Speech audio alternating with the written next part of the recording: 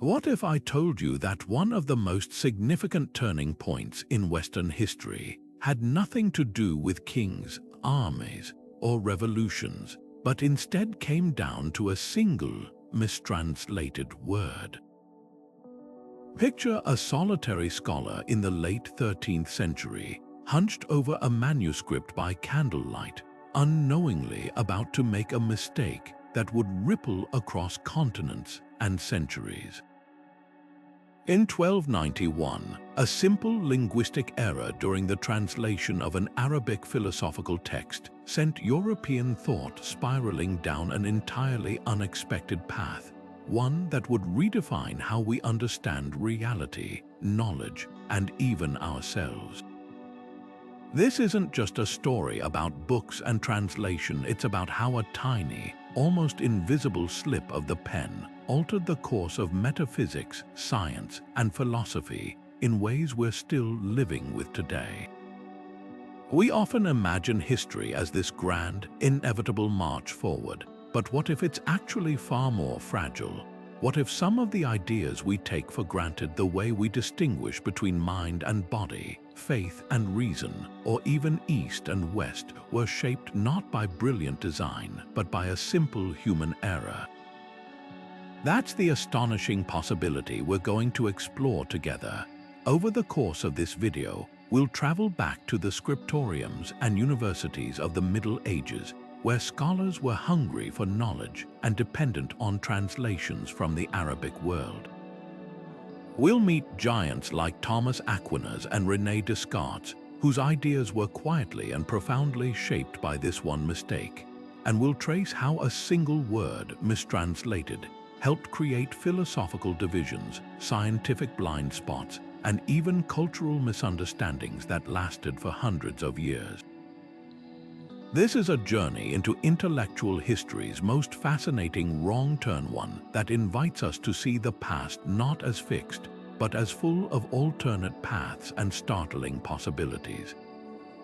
So settle in, because we're about to uncover how something as small as a misread term changed the direction of Western thought forever.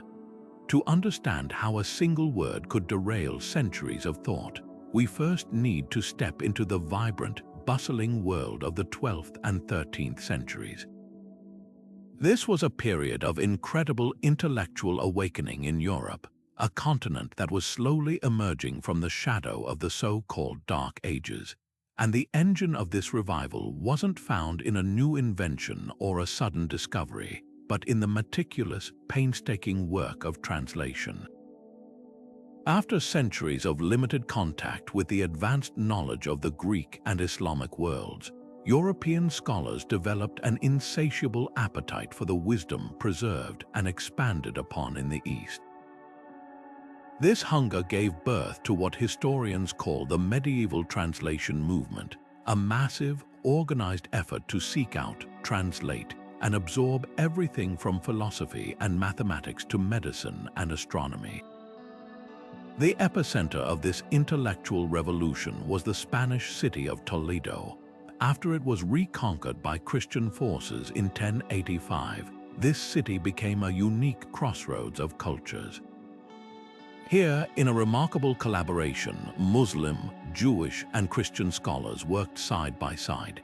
A typical translation team might include a Mozarab, a Christian who spoke Arabic, to read the original text aloud, a Sephardic Jew to convert that into the shared vernacular of Castilian Spanish, and finally a Latin-speaking cleric to render it into the official language of the church and academia. This wasn't a dry, academic exercise. It was a live, often heated dialogue happening in real time across languages and faiths. Other centers in Sicily and Italy also played crucial roles, but Toledo's School of Translators became legendary, a beacon of learning that attracted the greatest minds of the age. But these scholars weren't just finding old Greek texts that Europe had lost. They were encountering something entirely new. Arabic philosophers like Ibn Sina, known in the West as Avicenna, and Ibn Rushd, called Averroes, hadn't just preserved Aristotle's works.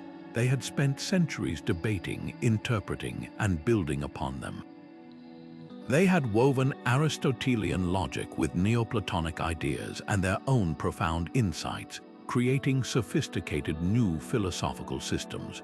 For European scholars, this was like discovering that a famous ancient author they had only known through fragments had actually written extensive, brilliant sequels.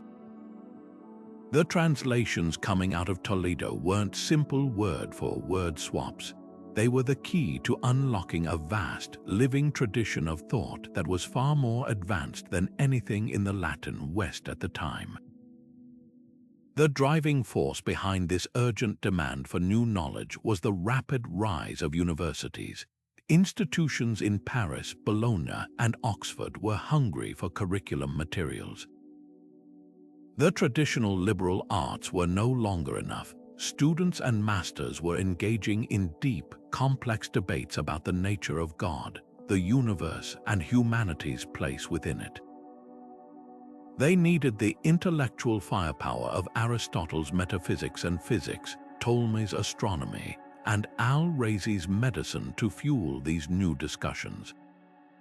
This created an environment where a translated text could go from a scribe's desk in Toledo to a heated lecture hall in Paris within a matter of years. The entire scholastic method, the practice of logical disputation that defined medieval education, was built upon this newly translated material. Thinkers like Albertus Magnus and Thomas Aquinas sought to synthesize this rediscovered rational philosophy with Christian theology, aiming to build a unified understanding of all existence. This is what makes the accuracy of every single translation so breathtakingly important. The intellectual future of Europe was being built on these texts. A mistranslation wasn't just a minor scholarly error. It was a crack in the very foundation of a new worldview. The scholars in those translation teams knew they were handling explosive material. A wrong term could make a rational argument seem heretical, or a profound insight appear nonsensical. They worked under immense pressure, balancing fidelity to the original text with the need to make complex ideas comprehensible to a Latin audience. The integrity of this entire project, the very possibility of a harmonious relationship between faith and reason, rested on the precision of their words. And as we will see in 1291, under this immense weight of expectation, one of those precise words slipped with consequences that would echo for centuries. Now, to grasp the full weight of that single mistranslated word, we must first understand the text it was meant to illuminate, Aristotle's Metaphysics. For medieval scholars, this wasn't just another book. It was the ultimate philosophical treasure, a work of such profound depth that it promised to unlock the secrets of existence itself. Its very title, coined by a later editor, literally means after the physics, but its subject matter was the foundational principles that come before the physical world, the first causes and ultimate realities that underpin everything we see. It asked the biggest questions possible. What does it mean to be? What is the nature of substance? And is there an uncaused cause, a prime mover, that set the entire universe in motion? Yet here's the crucial twist that sets the stage for our story. Most European scholars in the 13th century were not reading Aristotle's original Greek. The West had lost direct access to much of the Greek corpus after the fall of Rome. Instead, they were encountering the metaphysics through a fascinating and complex filter, the Arabic translations, and even more importantly, the extensive commentaries written by Islamic philosophers. This wasn't a case of simply passing a book from one language to another. It was the transmission of an entire living tradition of interpretation. The two towering figures in this intellectual chain were Ibn Sina, known in Latin as Avicenna, and Ibn Rushd, whom Europeans called Averroes. These weren't passive translators. They were philosophical giants in their own right who had spent centuries wrestling with Aristotle's ideas, debating their meanings and building vast, sophisticated systems of thought upon his foundations. Their interpretations were deeply influenced by Neoplatonism, a school of philosophy that itself was a synthesis of Plato's ideas and other ancient traditions. So when Avicenna and Averroes read Aristotle, they did so through this lens. They introduced powerful and compelling concepts that were not explicitly in the original Greek text. For instance, the theory of emanation described how all of reality flows forth from the One, from God, in a series of cascading levels of being, like light radiating from a single, brilliant source. Then there was the concept of the active intellect, a divine, cosmic mind that they argued was necessary to actualize human potential for thought, to transform our raw sensory data into true intellectual knowledge. These were not minor footnotes, they were central pillars of a new, enriched Aristotelianism. This created an incredibly rich but also perilous situation for Christian theologians in Europe. The questions at the heart of the metaphysics, the nature of being, substance, and the first cause, were also the absolute core questions of Christian doctrine. They were trying to understand the nature of God, the Trinity, and creation. So when this powerful, philosophically robust version of Aristotle arrived from the Arabic world, it was both electrifying and terrifying. It offered powerful logical tools for understanding faith, but it also contained ideas that seemed to challenge church teaching, like the eternity of the world or the concept of a single, universal intellect for all humanity. A precise, accurate translation was therefore not just an academic nicety, it was a theological necessity.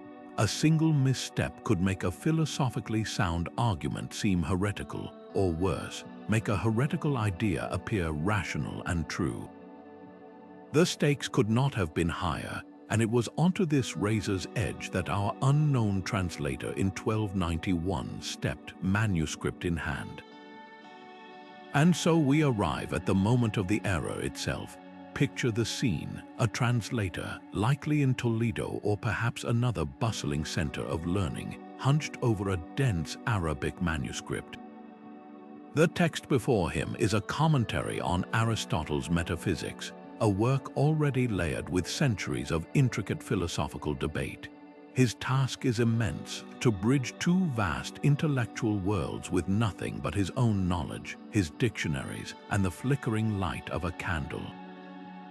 He comes across the Arabic word wahm, a term with a specific and deeply technical meaning in the philosophical language of scholars like Avicenna and Averroes.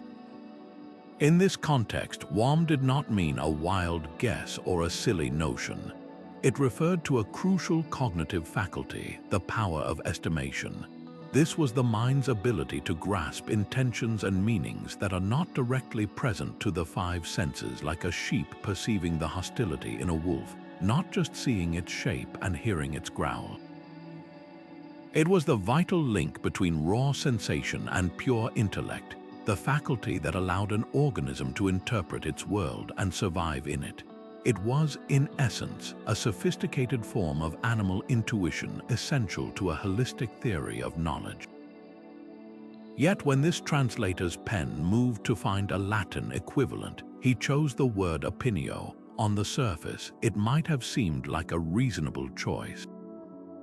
But in the precise language of medieval scholasticism, opinio was a downgrade, a demotion.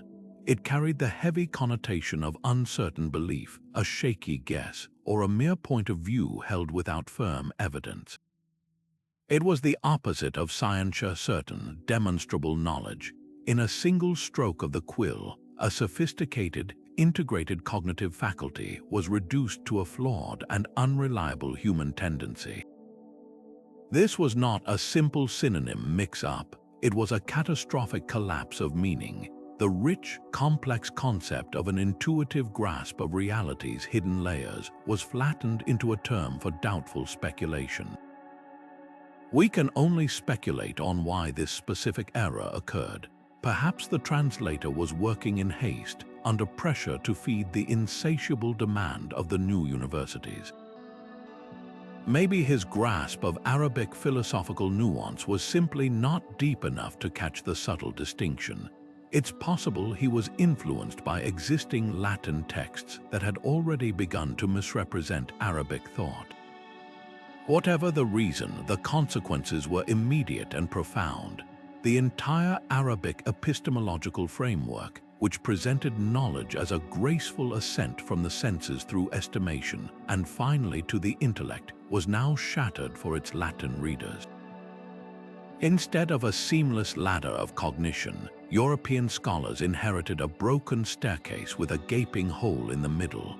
They were left with a distorted view that seemed to suggest Arabic philosophers believed all non-intellectual knowledge was merely uncertain opinio, a view that made their entire philosophical project appear far more skeptical and less robust than it actually was. This one mistranslation didn't just change a word, it erected a conceptual barrier that would blind Western thought to a richer understanding of the mind for hundreds of years. Imagine the arrival of this newly translated text in the bustling lecture halls of Paris or the quiet libraries of Oxford. For the first generation of university scholars who encountered it, the text presented a profound and puzzling contradiction. These were men deeply trained in the rigorous logic of Aristotle. They could follow a syllogism to its inevitable conclusion and spot a flawed premise from a mile away. As they read the Latin rendering of the Arabic commentary, something felt immediately off. The philosophical system they were engaging with seemed to contain a bizarre and illogical gap. According to this version, the journey of human knowledge leapt directly from the raw, unreliable data of the senses to the certain truths of the intellect, with nothing in between. To a mind steeped in Aristotle's own more gradualist approach to epistemology, this was like claiming a building could stand without a first floor. They sensed an inconsistency, a missing piece in the argument, but they were utterly trapped by their linguistic isolation. Very few, if any, Latin scholars had the proficiency in Arabic to go back and check the original manuscript. They were forced to engage with a distorted reflection, unaware that the mirror itself was cracked. This perceived gap had a devastating effect on how they viewed Islamic philosophy as a whole. By collapsing the sophisticated faculty of wahm into the simple and unreliable notion of opinio, the mistranslation fabricated a false dichotomy. It made it appear as if thinkers like Avicenna and Averroes were radical skeptics, arguing that anything not derived from pure intellect was mere guesswork and unworthy of trust. This could not have been further from their actual, nuanced position, which saw estimation as a vital and trustworthy link in the chain of knowledge. The era effectively painted Arabic philosophy with a brush of irrationality. Scholars began to whisper and then to argue openly that this was evidence of a fundamental flaw in the Islamic intellectual tradition, that it could not properly account for how humans actually know the world. At the very moment when Scholasticism was attempting its grand synthesis of faith and reason, using Arab commentators as its guides, this mistranslation sowed seeds of deep distrust. The very sources that were fueling Europe's intellectual revival were now being viewed with suspicion, their authority subtly undermined from within. This growing skepticism quickly hardened into something more damaging, a cultural and intellectual prejudice. The mistranslation provided a convenient, scholarly-sounding justification for those who were already wary of foreign ideas. It allowed critics to dismiss entire schools of Arabic thought not based on their actual merits, but on a caricature born from a clerical error. The well was indeed poisoned. Future generations of European thinkers inherited this biased view, creating a premature and artificial divide between rational Western thought and speculative Eastern philosophy. This wasn't just an academic misunderstanding, it actively chilled the potential for further cross-cultural exchange. Why seek out more texts from a tradition that now appeared logically unsound and epistemologically bankrupt? The single word opinio acted as a door, silently swinging shut between two great intellectual worlds, and it would take centuries before anyone even realized it was closed. This distortion of Arabic thought arrived at a critical moment in Christian theology, just as figures like Thomas Aquinas were attempting one of history's most ambitious intellectual projects, the seamless integration of Aristotelian logic with Christian revelation. The goal was to show that faith and reason were not enemies, but two harmonious paths leading to the same divine truth.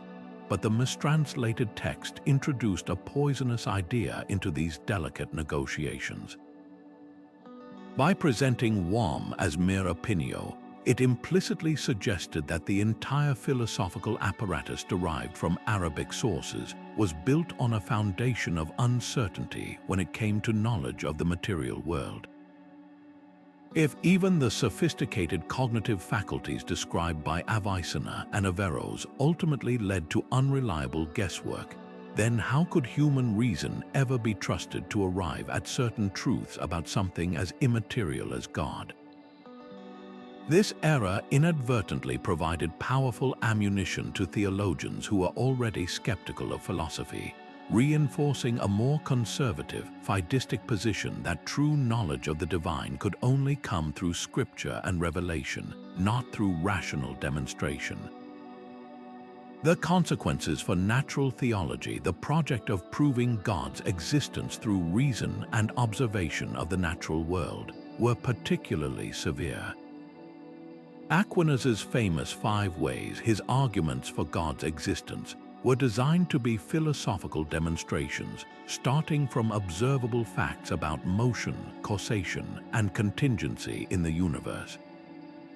They were meant to be robust and logically airtight, capable of convincing any rational mind, but the mistranslation cast a long shadow over this entire endeavor. If the Arabic sources upon which much of this rational project was built were now seen as inherently skeptical about the power of human cognition, then the arguments themselves started to look more tentative, more like probable opinions than certain proofs. This accidental undermining of rational confidence created a subtle but persistent anxiety within Christian thought, a sense that even the best philosophical arguments for God were ultimately just that, arguments, not certain knowledge.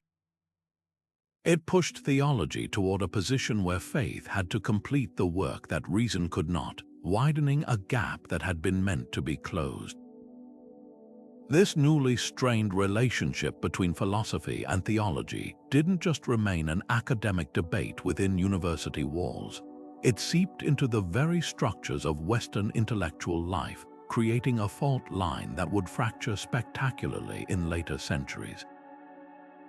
The mistranslation contributed to a climate where reason and faith were increasingly seen as occupying separate, even antagonistic, spheres.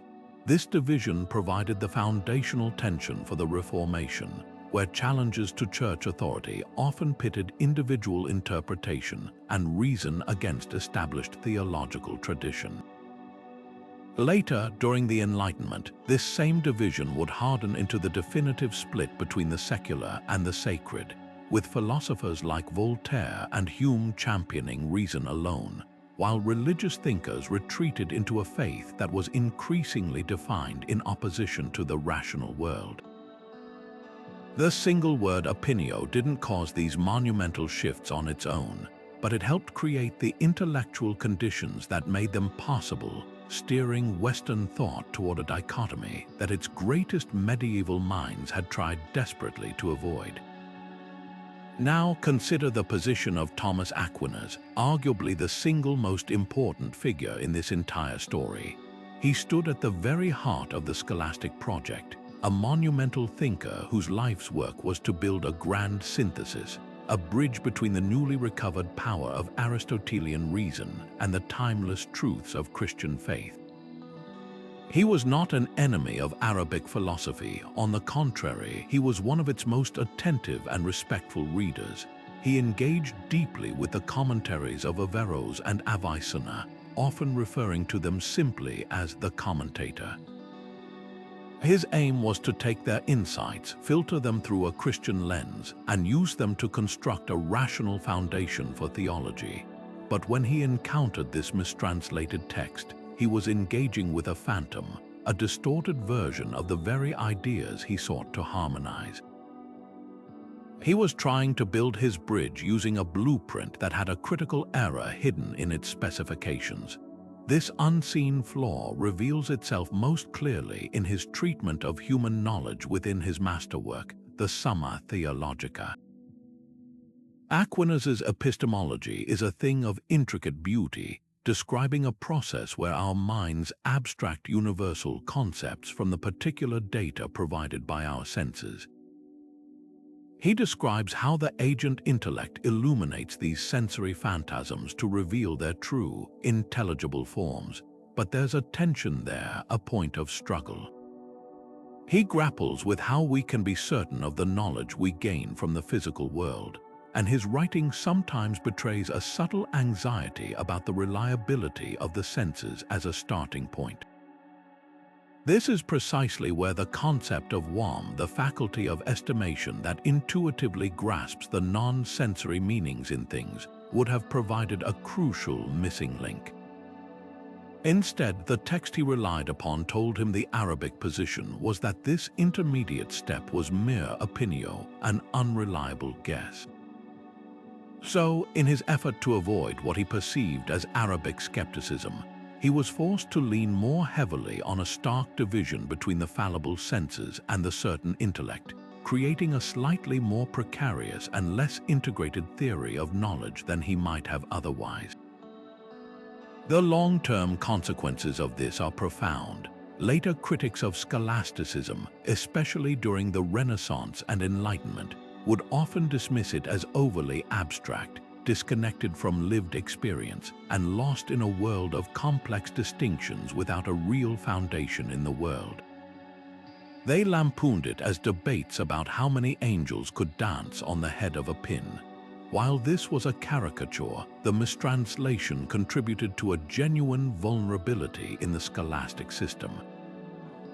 By depriving Aquinas of a robust philosophical account of how we instinctively and reliably interpret our environment, it made his entire project appear more detached from the concrete world. He was building a skyscraper of thought, but due to this error, one of its key supporting structures was subtly weaker than it could have been. This single linguistic mistake, therefore, didn't just affect a paragraph in a book. It indirectly shaped the entire trajectory of Catholic intellectual tradition. When the Church later grew wary of philosophical systems during the Counter-Reformation and beyond, part of that caution was born from this early, negative experience with a philosophy that seemed through no fault of its own to undermine certainty. The condemnation of certain Aristotelian propositions in 1277, an event that deeply affected Aquinas, was fueled by a fear that reason was encroaching too far on the domain of faith. The mistranslation of wahm fed directly into that fear, making Arabic-inspired philosophy seem more dangerous and skeptical than it truly was. It taught the tradition a lesson of caution that would last for centuries, a wariness of philosophical systems that could not, it seemed, guarantee a secure path from the world we experience to the God we worship. Aquinas sought to unite them, but a word he never knew was mistranslated made that union just a little more difficult to achieve. This growing distrust of complex, Arabic-inspired metaphysical systems didn't just create a vacuum, it actively cleared the ground for a new and radically different way of thinking to take root. Enter Nominalism, a philosophical revolution that began as a whisper of dissent in the late medieval universities and grew into a roar that would eventually shake the foundations of Western thought. At its heart, nominalism was a direct challenge to the very architecture of reality as it was understood for centuries. The The dominant view, often called realism, argued that universal concepts, things like goodness, beauty, or even humanity, were real, objective entities that existed independently of the individual objects that participated in them. A specific tree was just a fleeting copy of the perfect, eternal form of treeness that existed in the mind of God. This was the world that Plato and Aristotle had built and that the scholastics had tried to baptize. But the nominalists, led by the brilliant and formidable English Franciscan William of Ockham, looked at this vast, interconnected metaphysical system and declared it not just wrong, but unnecessarily complicated. Their central, shocking claim was that these universals were not real things at all. They were merely names, nomina in Latin, that we humans invent as convenient labels to group together individual objects that happen to look similar to our senses. For Ockham, there is no such thing as humanity. There are only individual human beings. There is no justice, only individual just acts. Reality, in the nominalist view, is not populated by invisible essences and forms. It is a world of stark, singular, concrete particulars. This was more than a philosophical tweak. It was a wholesale demolition of the entire medieval worldview, and the mistranslation of wahm played a subtle but crucial role in making this demolition seem necessary. Why would a scholar as sharp as Ockham be driven to such a seemingly extreme position? Part of the answer lies in the epistemological chaos sowed by that earlier era. The mistranslation had made the sophisticated Arabic system of knowledge appear broken and untrustworthy.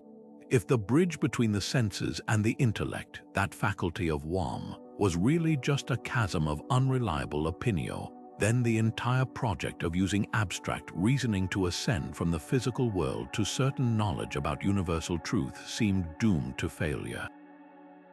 Ockham, confronted with what appeared to be a failed metaphysical system, decided to start over from a place of absolute certainty. And where could he find that certainty?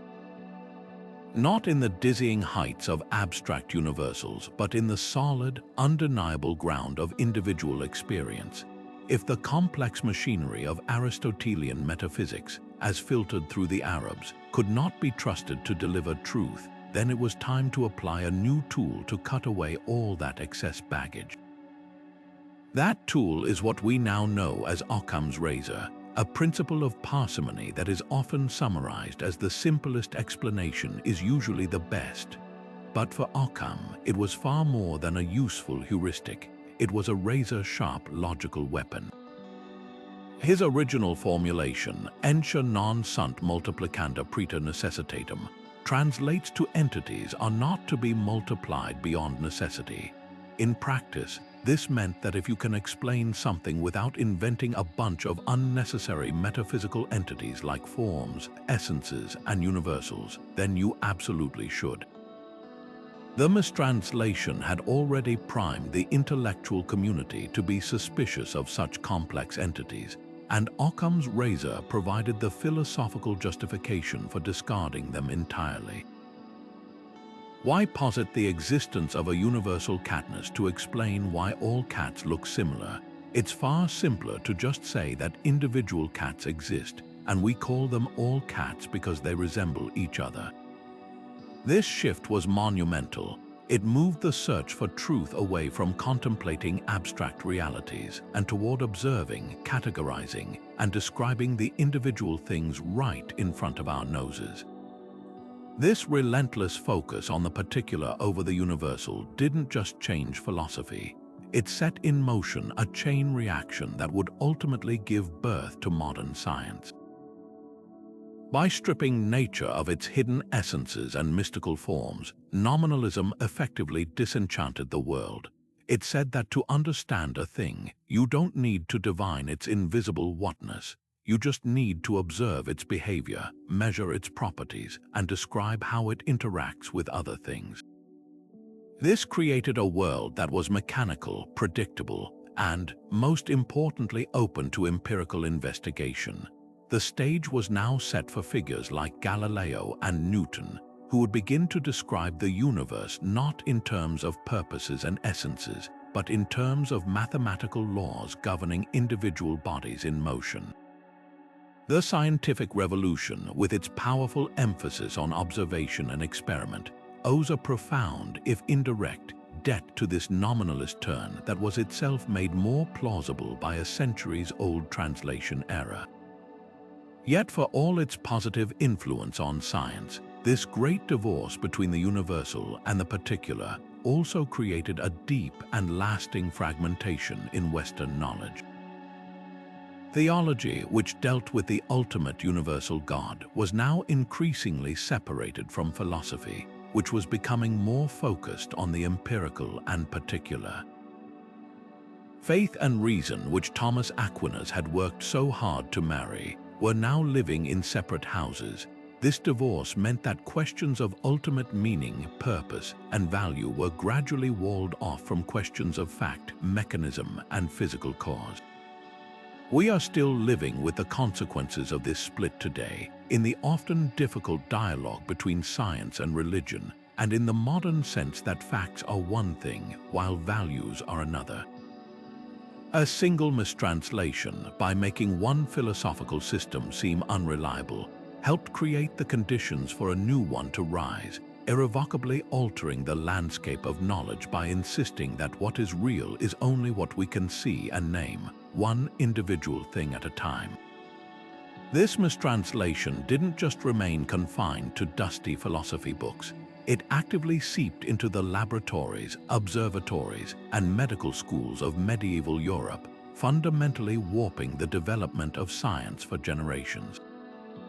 To understand how, we need to appreciate just how central the concept of wahm was to the Arabic scientific worldview.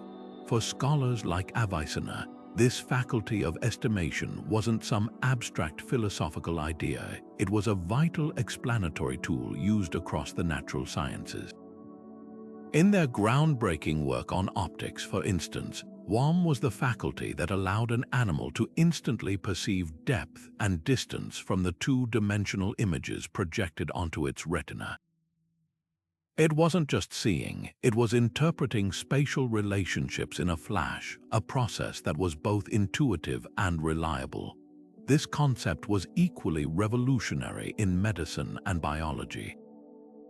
Arabic physicians used wahm to explain diagnosis, that gut feeling an experienced doctor gets when they just know a patient has a particular illness. A synthesis of subtle symptoms that doesn't rely on a single, clear-cut piece of evidence. They even attributed it to animals to explain complex behaviors, like a sheep's innate, untaught fear of a wolf. This wasn't superstition. It was an early attempt to grapple with instinct, intuition, and non-conscious cognition, seeing them as natural, observable phenomena that deserved a place in a scientific understanding of the world. It represented a holistic approach where perception, interpretation, and action were part of a continuous, integrated process within living beings. But when European scholars received these same texts and encountered the word opinio instead of wahm, the entire framework collapsed into nonsense. A Latin reading scholar in Paris or Oxford would come across a passage stating that a doctor's diagnosis or a sheep's flight response was a matter of opinio, of uncertain belief or guesswork. This made Arabic science appear utterly unscientific. Why would anyone build a medical or biological system on something as shaky as opinion? It suggested that their entire approach to the natural world was built on sand, reliant on hunches rather than demonstrable, certain knowledge. The translation error didn't just change a word, it fabricated an intellectual weakness that wasn't there, making a sophisticated, holistic system look primitive and unreliable. The consequence was a swift and decisive rejection of these Arabic advances, particularly in the emerging fields of psychology and biology. European natural philosophers, already primed by the nominalist turn to distrust complex metaphysical explanations, now had what seemed like a justified reason to discard this entire avenue of inquiry. They began to favor far more mechanistic, reductionist models. Instead of a sheep fearing a wolf due to a sophisticated cognitive faculty, they might explain it as a simple mechanical reaction, like a door opening when a string is pulled. This shift towards a clockwork universe was a crucial step toward modern science, but it was also a step away from understanding the complexity of life, mind, and instinct. The rich, integrated view of the organism was traded for a simpler but far more limited model. We can see this rejection play out in very practical terms.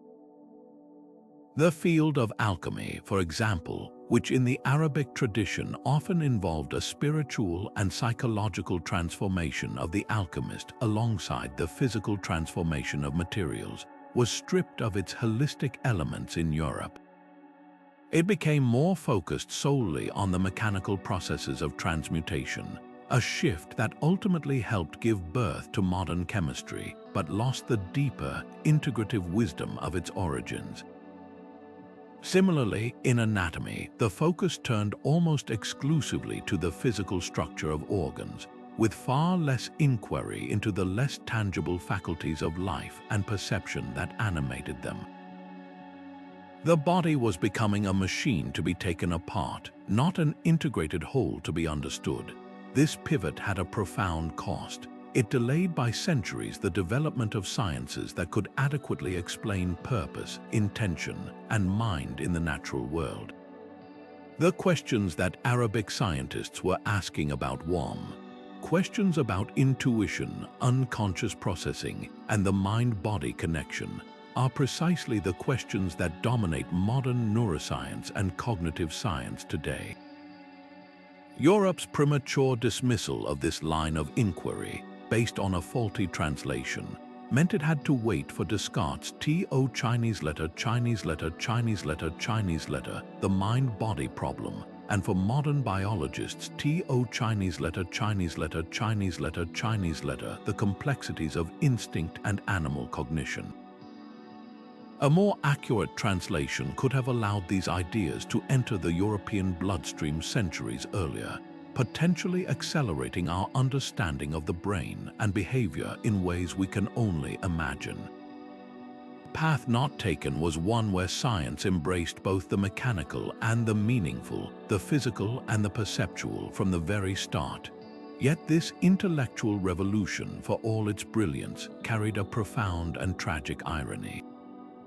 The very humanists who championed a return to the pure sources of Greece and Rome were, in many cases, utterly dependent on the scholarly infrastructure built by the scholastics they so despised. The universities, the libraries, the very practice of textual criticism, all of these were medieval inventions honed over centuries of engaging with the very Arabic texts they now rejected. Figures like Petrarch in his fierce letters and Erasmus in his satirical writings painted the scholastics as pedantic, obscurantist, and lost in a labyrinth of pointless logic chopping. They blamed this perceived decay on the corrupting influence of Arabic philosophy, seeing it as a foreign, alien layer that had distorted the pristine clarity of classical thought. They were attacking a distortion, unaware that the distortion was not in the original philosophy, but in the flawed lens through which they had received it. This critique quickly hardened into a powerful cultural narrative, one of European intellectual purity and self-sufficiency. The humanist rallying cry of add fonts to the sources was not just a methodological shift, it was a declaration of intellectual independence from the Islamic world. By deliberately bypassing Arabic intermediaries and going straight to the Greek, they were effectively writing 1,000 years of intellectual history out of the story. The immense debt that Europe owed to scholars in Baghdad, Cairo, and Cordoba for preserving, commenting on, and advancing the works of Aristotle, Plato, Galen, and Ptolemy was gradually erased from the cultural memory. A new origin myth was being crafted, one where the light of classical learning, extinguished in the fall of Rome, was rekindled solely by the brave scholars of the Renaissance, with no mention of the lamps that had kept it burning through the long medieval night. The consequences of this erasure were staggering. It created a false dichotomy between Western and Eastern thought that persists in some quarters even today. It fostered a chauvinistic belief in the inherent superiority of European modes of reasoning, a prejudice that would later provide a thin intellectual veneer for colonial expansion and the patronizing dismissal of other knowledge traditions. The rich, complex, and deeply rational tradition of Islamic philosophy was reduced in the European imagination to a handful of caricatures, mystical poetry, magical tales, and esoteric speculation. The rigorous logical disputation of Averroes, the profound medical insights of Avicenna, the astronomical breakthroughs of Al-Batani, all were marginalized, forgotten, or attributed to later European thinkers who had supposedly discovered them independently. This was not a simple case of academic oversight. It was a wholesale rewriting of history to suit a new cultural identity. The Renaissance, in defining itself against the darkness of the Middle Ages, needed a scapegoat for that perceived darkness. The Mistranslation of 1291 and others like it provided the perfect culprit. It allowed them to point to the errors in the Latin texts and say, "See." This is what happens when we rely on foreign, Arabic sources. Their philosophy is inherently confused. They never stop to consider that the confusion was not in the original, but in the translation. The single word opinio had, over 2 centuries, festered into a cultural wound, poisoning the well of cross-cultural dialogue and convincing an entire generation of brilliant thinkers that they had nothing to learn from the very tradition that had made their own rebirth possible. The light they so celebrated was shining brightly, but they had willfully forgotten who had kept the flame alive. And so the ripples from that 12th century translation era finally reached the shores of the modern era, finding their most famous expression in the work of René Descartes, the father of modern philosophy.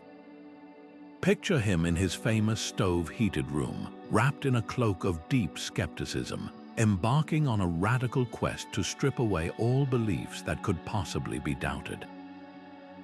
His goal was to find a single, unshakable foundation upon which to rebuild all human knowledge.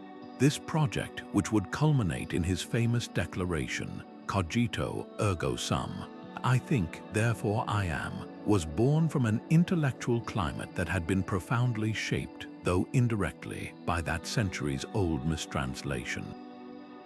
The deep-seated distrust of sensory knowledge, which the era had helped to cement in European thought, became the very engine of Descartes' philosophical method.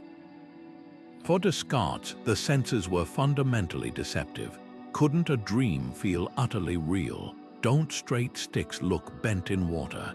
His method of radical doubt treated the entire world revealed by our senses as potentially illusory, a grand deception orchestrated by a malicious demon.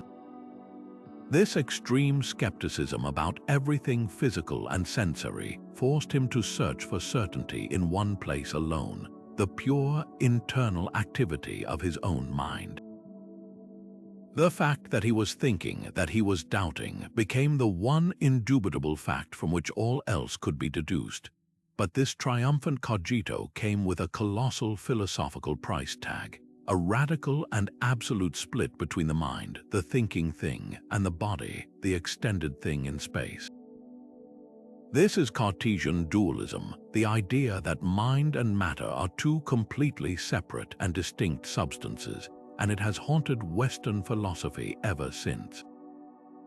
Now consider how different this approach might have been if the concept of wahm had been accurately translated and integrated into the European philosophical bloodstream.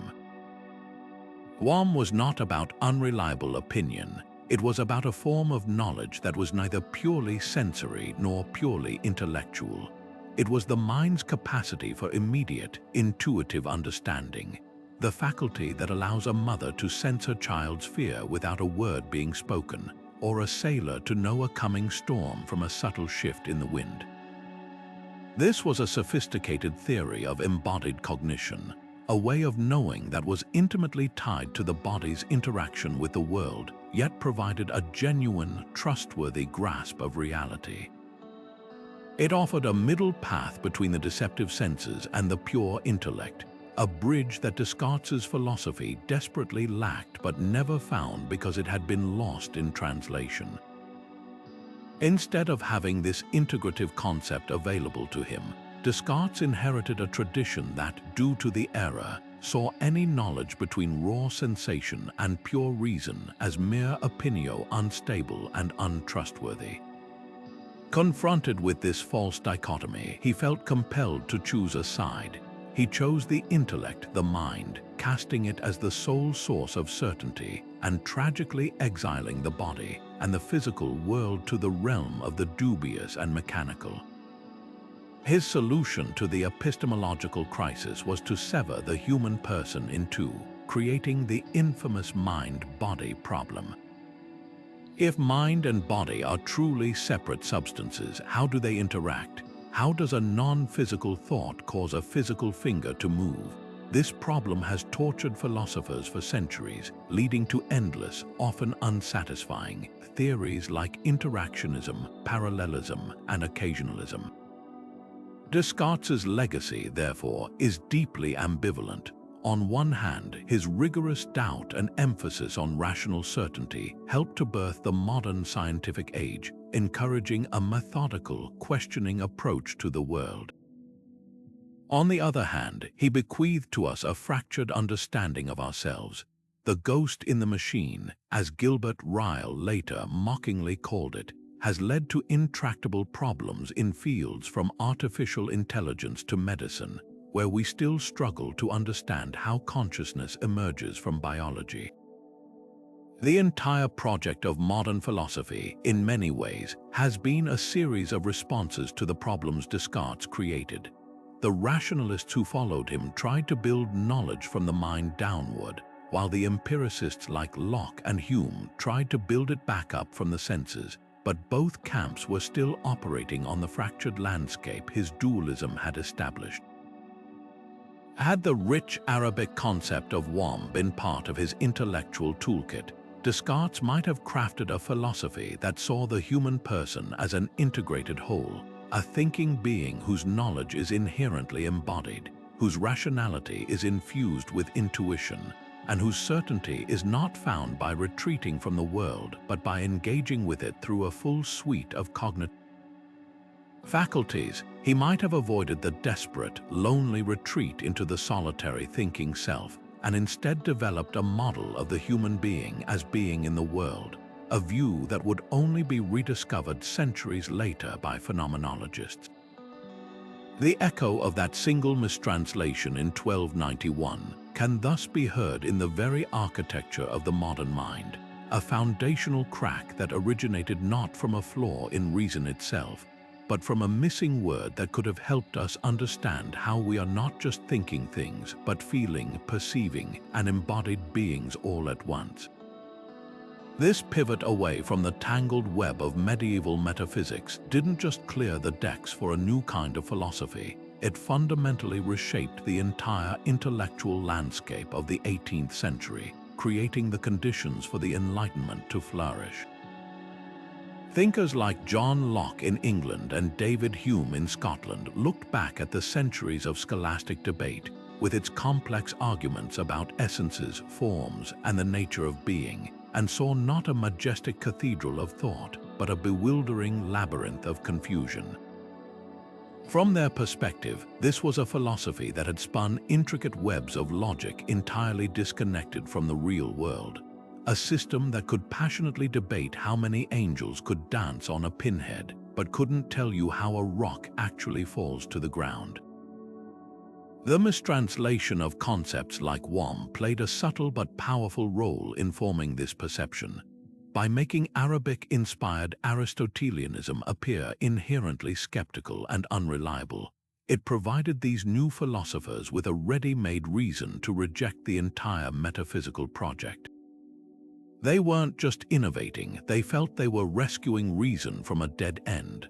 Locke's famous metaphor of the mind as a tabula rasa, a blank slate, was a direct declaration of independence from this inherited mess. He argued that all our knowledge, without exception, comes from experience. There are no innate ideas, no pre-installed universals from the mind of God. We are born knowing nothing, and every single concept we have, from the simple taste of sugar to the complex idea of justice, is painted onto the slate of our minds through our senses. This was empiricism in its purest form, a radical insistence that if you want to understand the world, you don't start with grand rational deductions about invisible essences. You start by looking, listening, and touching. You gather facts, you observe nature. Hume would later push this even further, arguing that we can't even be certain of cause and effect. We just perceive one event following another so often that we develop a habit of expecting it.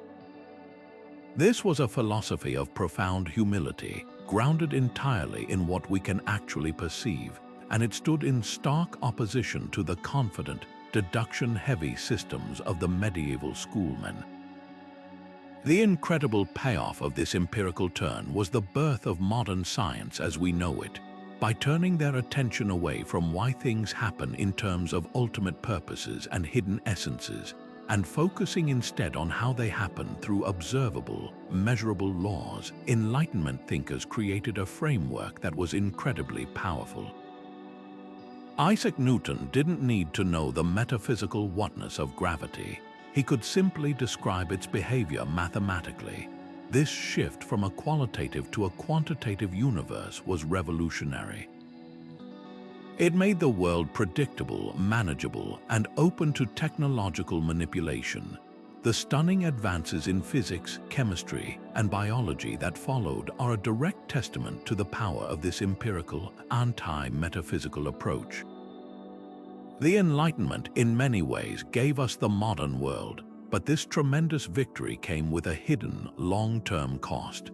In their zeal to clean the slate, Locke, Hume, and their contemporaries didn't just discard the flawed scholastic interpretations. They threw out the entire set of metaphysical questions with the bathwater. The big questions: what is being? Is there purpose in the universe? What is the nature of consciousness? Were gradually sidelined as unscientific, unanswerable, or simply meaningless. Philosophy and science began to diverge onto separate paths, one concerned with hard, empirical facts, the other with soft, unverifiable values. This created a fractured worldview, a universe split into two halves: the objective, measurable world of science and the subjective, internal world of human experience, with no clear bridge between them. We are only now, centuries later, beginning to see the consequences of this divorce and attempting a reconciliation.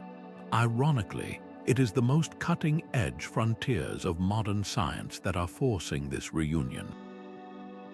Quantum physics, for instance, presents us with a reality where the act of observation seems to fundamentally alter the thing being observed, blurring the line between the objective world and the subjective observer in a way that demands a new metaphysical vocabulary. Neuroscience grapples with the hard problem of consciousness, how the 3 pounds of gelatinous tissue in our skulls gives rise to the rich, inner world of subjective experience, a question that pure empiricism struggles even to frame. These are not medieval puzzles, they are urgent, modern problems that suggest a complete picture of reality, requires both the rigorous empirical methods forged in the Enlightenment and the kind of deep metaphysical inquiry that was prematurely abandoned. The era of 1291, by helping to make that abandonment seem necessary, didn't just change the course of philosophy, it delayed a necessary conversation for hundreds of years, a conversation we are only just now learning how to have again. This intellectual distortion, born in the quiet scriptoriums of medieval Europe, did not remain confined to academic debate. It seeped into the very ideologies that would fuel centuries of colonial expansion, providing a seemingly scholarly foundation for the assertion of Western superiority. When European powers began their campaigns of conquest and colonization, they did not arrive with guns and ships alone. They brought with them a powerful intellectual framework that justified their actions. This framework portrayed the colonized peoples, particularly in the Islamic world, as inherently backward, irrational, and incapable of self-governance. The mistranslation of Arabic philosophical terms played a subtle but significant role in constructing this narrative, offering what appeared to be historical proof that Eastern thought was a confused and inferior tradition, desperately in need of the clarity and correction that only Western reason could provide. This manufactured intellectual hierarchy had devastating practical consequences in colonized regions. European administrators, convinced of their own cultural and rational superiority, set about dismantling indigenous systems of education, law, and governance to replace them with European models. In India, for instance, the British East India Company justified its control by claiming it was bringing enlightened British jurisprudence to replace what they characterized as arbitrary and primitive local customs, despite the fact that these systems were often deeply sophisticated and rooted in long intellectual traditions. The same pattern repeated across North Africa and the Middle East, where French colonial authorities imposed their legal codes and educational curricula, systematically devaluing and suppressing local Islamic scholarship. The message was clear and brutal: your history, your philosophy, your very way of thinking is flawed and requires our management. This was not merely political domination. It was an epistemological conquest, an attempt to control how people understood reality itself. The legacy of this epistemological violence is not a relic of the past. It lingers powerfully in our modern world, shaping global cultural hierarchies and perceptions. The persistent stereotype of the East as mystical, irrational, and unchanging, juxtaposed against a West that is rational, progressive, and dynamic, can trace a direct lineage back to these early misrepresentations. This false dichotomy continues to influence everything from foreign policy and international relations to popular culture and media representation. It creates a lens through which the contributions of other cultures are often viewed as exotic folklore or historical curiosities, rather than serious intellectual achievements. The profound advancements in mathematics, astronomy, medicine, and philosophy that flourished in the Islamic world for centuries are still frequently relegated to footnotes in Western-centric narratives of human progress, their true significance obscured by the long shadow of colonial-era prejudices. Correcting this centuries-old error, therefore, is far more than an academic exercise in historical accuracy. It is a vital act of decolonizing knowledge itself. It involves actively dismantling the intellectual justifications for colonialism that were built upon a foundation of faulty translations and willful misunderstandings.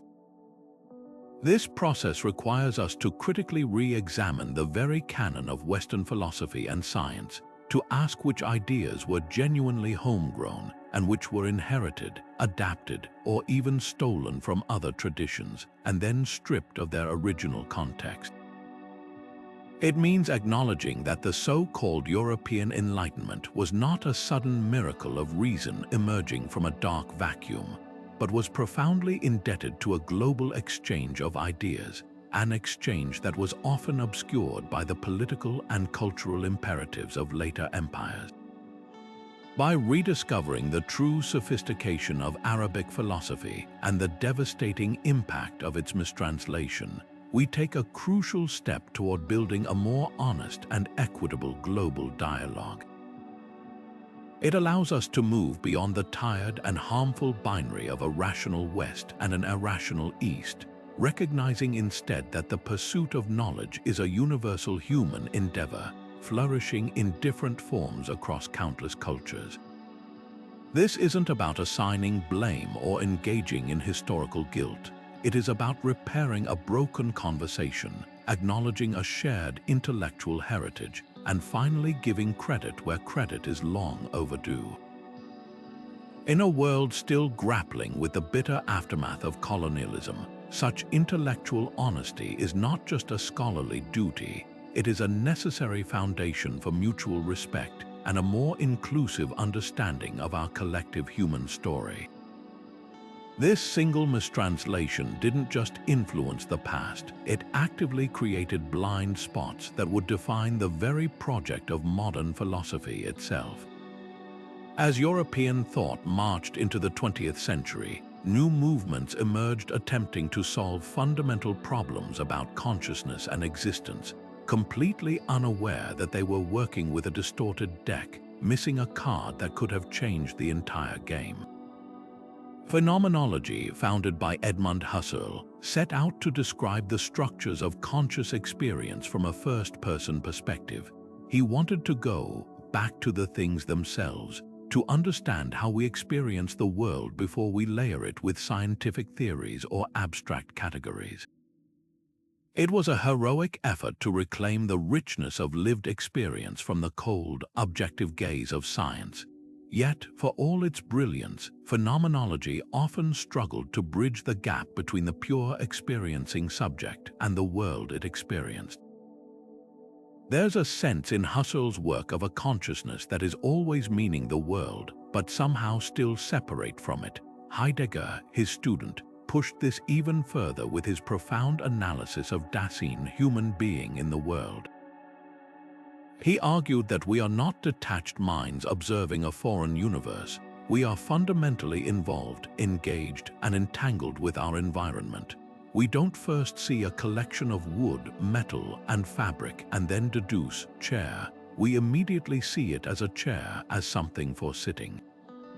This sounds remarkably close to the original concept of wahm, that immediate, intuitive grasp of the functional meaning of things in our world. Yet Heidegger, working entirely within the Western tradition, had to invent an entirely new and complex vocabulary to describe this mode of being. He spoke of readiness to hand and availableness, concepts that are powerful but also famously difficult. He was, in a sense, trying to reinvent a wheel that had been lost centuries earlier in a translator's scriptorium. One can only wonder how much more direct and less obscure his philosophy might have been if he had had access to the sophisticated Arabic discourse on estimation, a ready-made conceptual tool for understanding precisely this kind of pre-reflective, meaningful engagement with our surroundings. The same absence echoes through 20th century epistemology, the theory of knowledge. Anglo-American philosophers engaged in fierce debates between foundationalists, who believed knowledge must rest on certain basic beliefs, and coherentists, who argued that knowledge is a web of mutually supporting ideas. Both sides were grappling with the same old Cartesian anxiety about certainty, an anxiety that was exacerbated by that ancient downgrading of wahm to mere opinio. The entire discussion was framed by the assumption that knowledge derived from our embodied experience of the world was inherently less secure than knowledge derived from pure logic or sense data. This forced a false choice: either we have rock-solid foundations or we have a floating web of beliefs. The concept of wahm offered a way out of this dilemma by proposing a different kind of certainty altogether. Not the static certainty of a mathematical proof, but the dynamic, pragmatic certainty of a living being that successfully navigates its world. It was a form of knowledge that was fallible yet trustworthy, grounded in the body yet reaching toward understanding. This could have enriched the debate immensely, providing a third way that acknowledged the reliability of our intuitive grasp of the world without claiming it was infallible. The tragedy is that these immense intellectual efforts, the complex systems of Husserl and Heidegger, the intricate debates of analytic epistemology, were often spent solving problems that might have been framed very differently or even avoided altogether had this key concept not been lost. They were building magnificent castles in the air, struggling to reach a vantage point that another tradition had already mapped out centuries before. It's as if the Western philosophical tradition had been trying to assemble a complex piece of furniture with a crucial part missing, forcing it to awkwardly compensate with extra bolts and makeshift supports, never realizing the original component was sitting in a mislabeled box the whole time. This isn't to diminish their achievements, which are monumental, but to highlight the incredible cost of intellectual isolation. The energy expended to rediscover or work around this gap was immense, and it directed the course of philosophy down paths that were often more labyrinthine than they needed to be. The full scope of this loss is only now coming into focus, thanks to the painstaking work of contemporary scholars in comparative philosophy and retranslation. Academics like Richard Walzer, Dimitri Guterres, and others have begun to meticulously compare medieval Latin manuscripts with surviving Arabic copies, slowly untangling the web of errors that accumulated over centuries. This isn't just a matter of historical curiosity. It's a philosophical excavation project of the highest order. They are effectively going back and proofreading the very foundation of Western thought, finding the typos that changed the meaning of entire chapters of our intellectual history. What they are revealing is that many of the perceived conflicts between Eastern and Western modes of thought, the supposed clash between reason and revelation, or between abstraction and intuition, were not inherent cultural differences. They were often the products of simple, correctable mistranslations that hardened over time into unexamined dogma. This rediscovery forces a humbling and exhilarating realization. Our intellectual traditions are far more contingent and far less inevitable than we suppose. The grand narratives of Western philosophy, with their particular obsessions and their famous problems, were not preordained by the very nature of reason itself. They were shaped by historical accidents, by the availability of texts, by the skill of translators, and by the tiny, unnoticed errors of long-forgotten scribes. This should not lead us to despair, but to a new kind of intellectual curiosity and openness.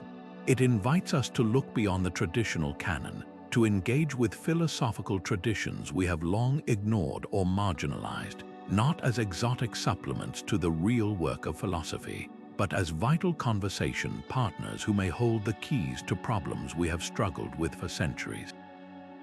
The corrective is now underway, not to replace Western philosophy, but to finally complete it by integrating the pieces that were lost in translation, offering a chance to heal a rift in our understanding of the world and ourselves that has persisted for far too long.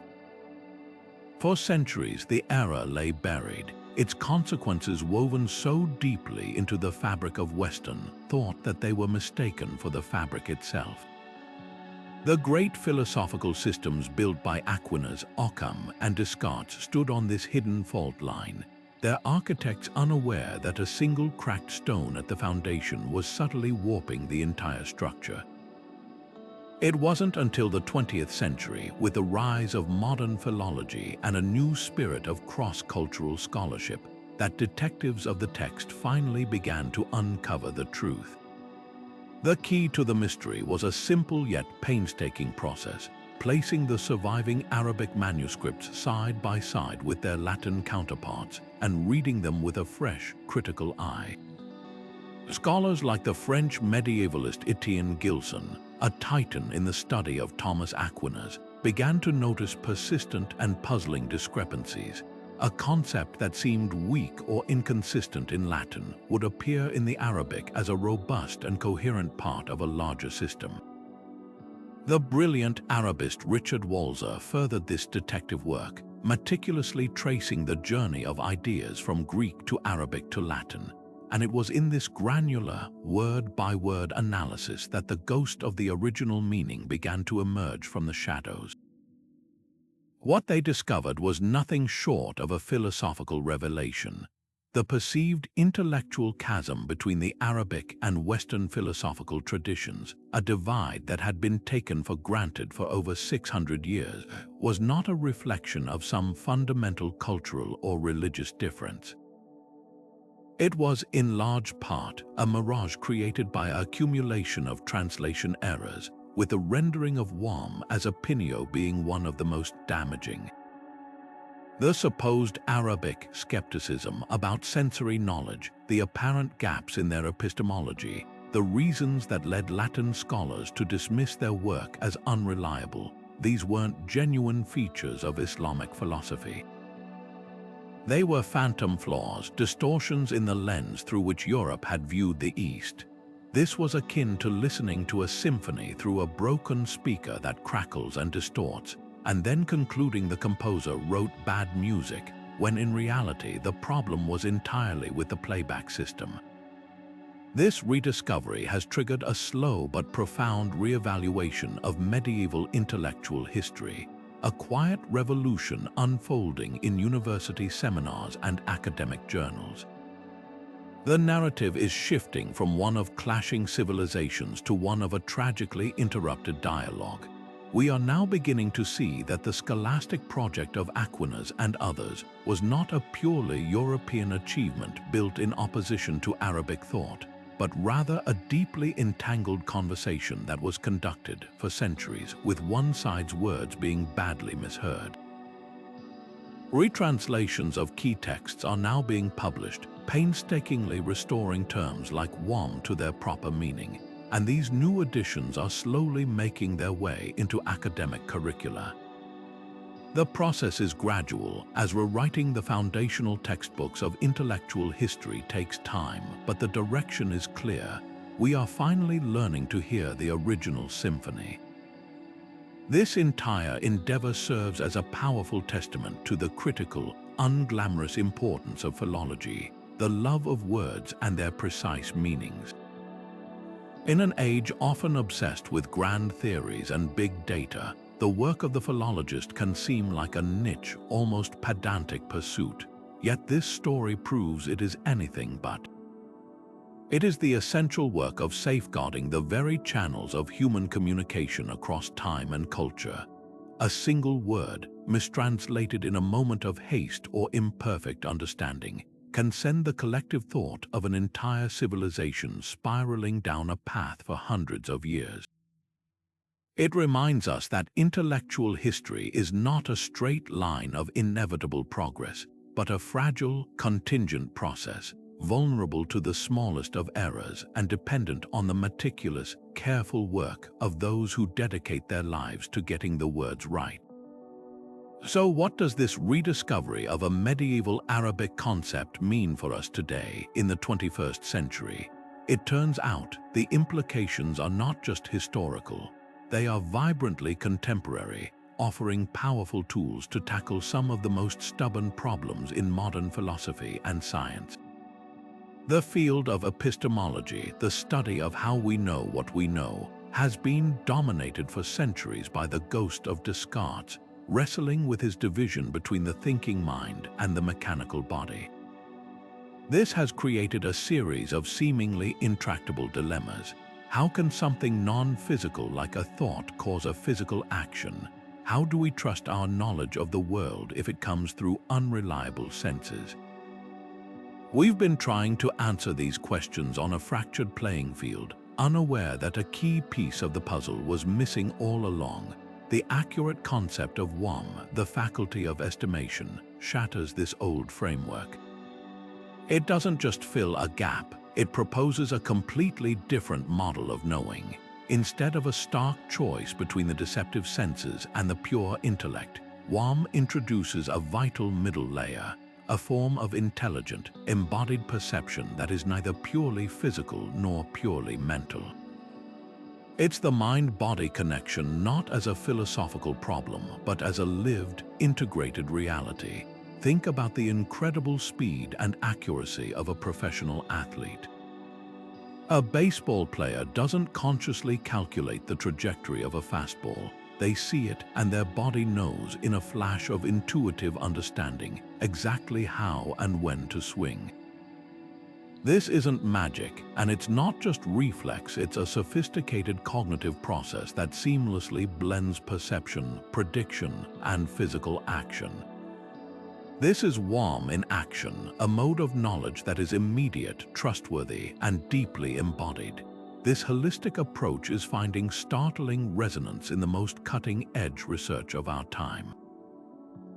In neuroscience, the once dominant computer model of the brain is being challenged by theories of embodied cognition, which argue that our thoughts are not confined to our skulls but are shaped by our entire physical experience in the world. Our understanding of concepts like heavy or smooth isn't just an abstract label. It's rooted in the memory of our muscles lifting a weight or our fingers gliding over a surface. The discovery of mirror neurons' brain cells that fire both when we perform an action and when we see someone else perform it, suggests a biological basis for our intuitive understanding of others' intentions, a direct parallel to the ancient concept of an animal perceiving hostility in a wolf. Cognitive scientists are increasingly describing the mind as extended, embedded, and enacted, a view that would have felt very familiar to Avicenna, but was largely invisible to the West for centuries due to that one fateful mistranslation. The impact extends powerfully into the realm of artificial intelligence. For decades, AI research hit a wall trying to create intelligence based purely on abstract symbol manipulation and logic, a digital version of the Cartesian pure intellect. These systems could excel at chess but couldn't understand the simple, intuitive meaning of a story a child could grasp. The new frontier of AI is focused on embodied cognition, building robots that learn about the world by interacting with it physically, much like a human infant does. Researchers are discovering that to create true understanding, an AI needs something akin to a body, a way to ground its symbols in sensory experience. It needs, in other words, a functional equivalent of wahm, a way to move beyond processing data to genuinely interpreting meaning. The medieval Islamic philosophers were grappling with a version of this very problem, and their insights, now finally accessible, offer a rich philosophical foundation for the most advanced work in robotics and machine learning today. The tragedy, of course, is that this rich epistemological tradition was largely lost to the West for so long. The mistranslation didn't just deprive us of a historical curiosity. It actively impoverished our intellectual toolkit, forcing generations of thinkers to reinvent wheels and struggle down blind alleys. We had to wait for Merleau-Ponty's phenomenology, for Gibson's theory of affordances, and for modern embodied cognitive science to slowly and painstakingly arrive at conclusions that were already present in a sophisticated form within the Arabic commentary tradition.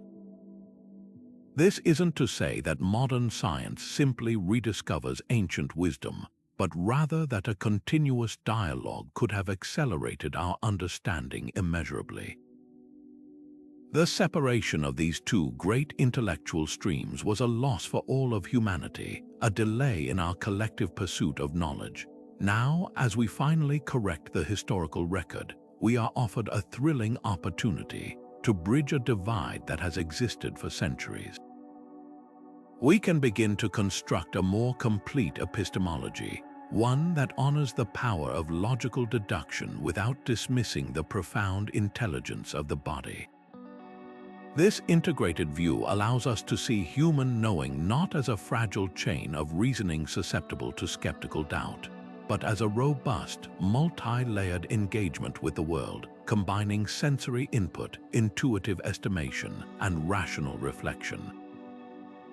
It suggests that our deepest forms of understanding, from a doctor's diagnosis to an artist's inspiration, are not irrational hunches, but the result of this complex, integrated system operating at its highest level. The retrieval of wahm is more than an academic correction. It is an invitation to finally heal the Cartesian split and embrace a fuller, richer, and more human picture of how we come to know our world and our place within it. This story of a single word's journey from precision to error is far more than a fascinating historical footnote. It is a stark and urgent warning for our own interconnected age. We live in a world of instant machine translation, where apps on our phones promise to break down language barriers in a millisecond, and global scholarship is conducted at a speed and scale the medieval translators of Toledo could never have imagined. Yet this incredible technological power brings with it a profound responsibility, and the ghost of that 1291 scribe reminds us that the stakes of getting it right are just as high today. A mistranslation in a legal treaty can spark international disputes. An error in translating a medical instruction manual can risk patient safety. A clumsy rendering of a philosophical or religious concept can fuel cultural misunderstanding and conflict. The tools have changed, but the potential for catastrophic miscommunication has only multiplied. The first lesson this history teaches is the non-negotiable necessity of linguistic rigor, especially when dealing with specialized or technical terms. The translator of wahm likely thought he understood the word, but he missed its precise philosophical meaning. Today, we might rely on a machine algorithm that statistically matches words across languages without any true comprehension of context. This is why expert human oversight remains critical. Whether it's a peace accord, a scientific research paper, or a corporate contract, we need translators who are not just bilingual but bicultural, specialists who understand the nuanced history and connotation of terms within their specific field. It's the difference between a simple word-for-word substitution and a true meaning-for-meaning translation that captures the original intent, weight, and subtlety of the source material. Beyond individual words, this story screams the importance of cultural context. A text is never just a collection of words. It is a product of its time, its place, and its intellectual ecosystem. The Arabic philosophical tradition had developed a highly specific and sophisticated vocabulary over centuries. To translate a work from that tradition without a deep understanding of its entire framework is like trying to explain a single move in a chess game without knowing the rules of chess. Modern cross-cultural work must therefore be fundamentally collaborative. It cannot be a one-way street where a scholar from one tradition simply extracts and interprets texts from another. The most meaningful scholarship today happens in teams where historians, linguists, and subject matter experts from both the source and target cultures work together, checking each other's assumptions, explaining cultural nuances, and ensuring that the final translation is a bridge of understanding, not a distortion.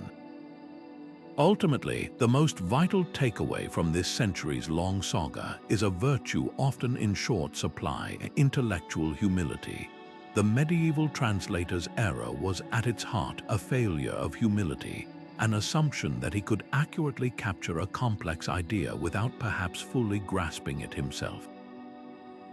The subsequent centuries of European scholarship were then plagued by a similar lack of humility, a willingness to dismiss an entire intellectual tradition based on a flawed version of it.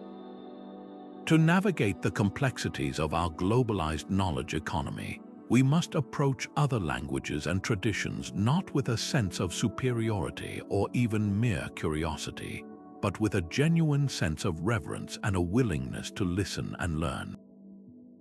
It requires the diligence to double-check, the patience to consult, and the wisdom to acknowledge what we do not know. In doing so, we honor the true spirit of scholarship not as a project of conquest and correction, but as a humble and never-ending pursuit of shared understanding.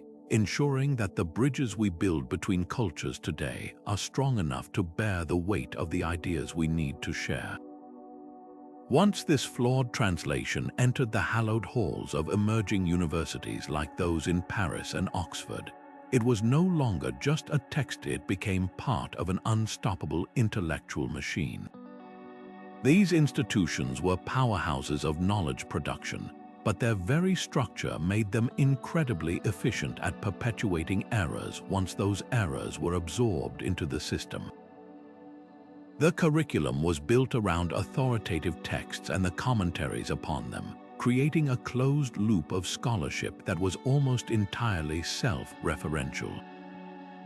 A master would lecture on the text, students would memorize and debate its contents, and new commentaries would be written based on those lectures and debates, all without anyone ever checking the original Arabic source. The mistranslation of wahm was thus copied, cited, and taught to generation after generation of students, gradually acquiring the unassailable status of received truth simply through constant repetition and institutional endorsement.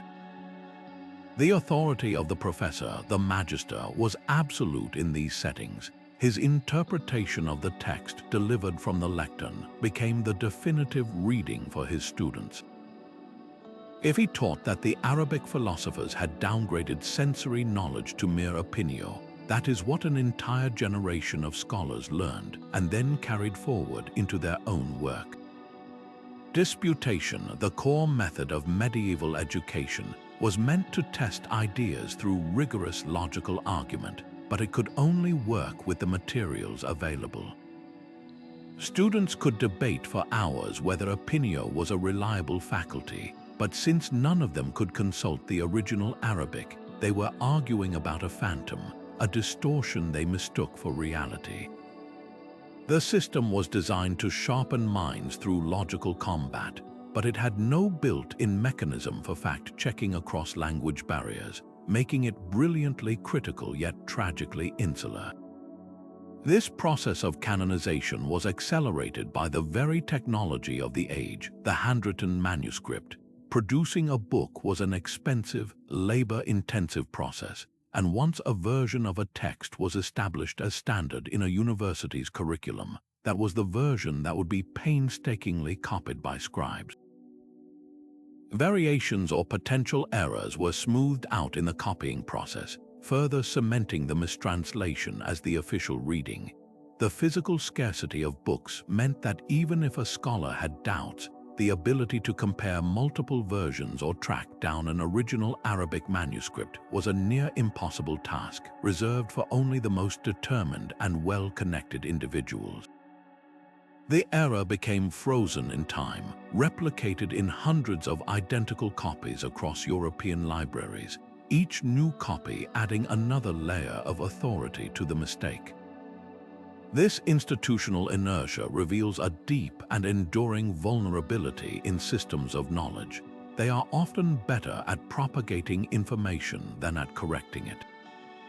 The university, for all its virtues, operated on a foundation of trust in authority and tradition. To question a standard text was to question the entire edifice of learning that had been built upon it, a daunting prospect for any individual scholar. The path of least resistance and the path to professional success was to work within the established framework, not to challenge its very foundations. This created a powerful conservative force that actively resisted corrective impulses, ensuring that the mistranslation wasn't just a fleeting error, but a permanent feature of the European intellectual landscape for centuries. The contrast with modern academia could not be sharper. Today, we have peer-reviewed digital archives that put thousands of manuscripts at a scholar's fingertips, and international academic communities that can instantly collaborate across continents. A graduate student in California can now cross-check a medieval Latin translation against a digitized Arabic manuscript housed in a library in Istanbul from their laptop, a possibility that would have seemed like pure magic to a medieval scholar. Our systems are explicitly designed to catch errors, challenge authority, and verify claims against original sources. We pride ourselves on our self-correcting mechanisms. Yet the medieval cautionary tale remains deeply relevant. While our tools are immeasurably better, the human factors remain the same. Modern academia can still develop its own forms of institutional inertia, where certain theories or interpretations become so entrenched in textbook narratives and grant review panels that challenging them becomes a professional risk. The pressure to publish can sometimes prioritize novel findings over the painstaking work of replication and verification. Our digital tools are only as good as our willingness to use them with intellectual humility, to constantly question our own assumptions and return to the primary sources with a fresh eye. The story of the 1291 mistranslation is a permanent reminder that no system of knowledge is ever entirely error-proof, and that the most dangerous mistake is to believe that our current understanding is too established to ever need re-examination. What if the translator's quill had dipped into a different pot of ink that day in 1291? What if wahm had been rendered not as opinio, but with a term that captured its true meaning, something like intuitive estimation or embodied perception?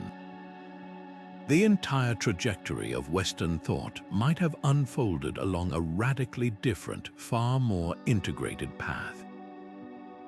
Instead of the stark divides that came to define our intellectual landscape between mind and body, faith and reason, East and West, we could have inherited a philosophy of graceful continuity, one that saw human knowing as a seamless tapestry woven from sensory experience, intuitive insight, and rational reflection.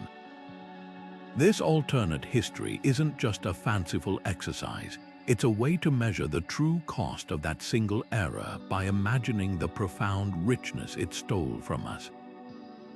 Consider the most persistent problem in modern philosophy, the mind-body dilemma that Descartes bequeathed to us. For centuries, we've been trapped in a labyrinth of our own making, trying to figure out how a non-physical mind can possibly interact with a physical body. But with an accurate understanding of wahm, that problem might never have arisen in such a paralyzing form. The Arabic concept presented a model of cognition where mental and physical weren't opposing realms, but different aspects of a single, unified process. A doctor's diagnosis, a musician's timing, a parent's instinct, these aren't ghostly mysteries. They are intelligent actions emerging from the entire human organism engaging with the world. A philosophy built on this foundation would have started from a place of integration, not fracture. It would have asked not how mind and body connect, but how they work together so flawlessly in the first place. We might have spent the last 500 years refining a science of embodied mind, rather than trying to solve a problem created by a faulty starting point. The ripple effects of this integrated approach would have transformed the relationship between science and religion, potentially preventing the bitter divorce that defined the modern era. Thomas Aquinas' grand project was to use reason to understand faith, but the mistranslation made the rational tools he inherited seem shakier than they actually were. With a correct translation, he would have had access to a more robust and reliable account of how we gain knowledge from the natural world.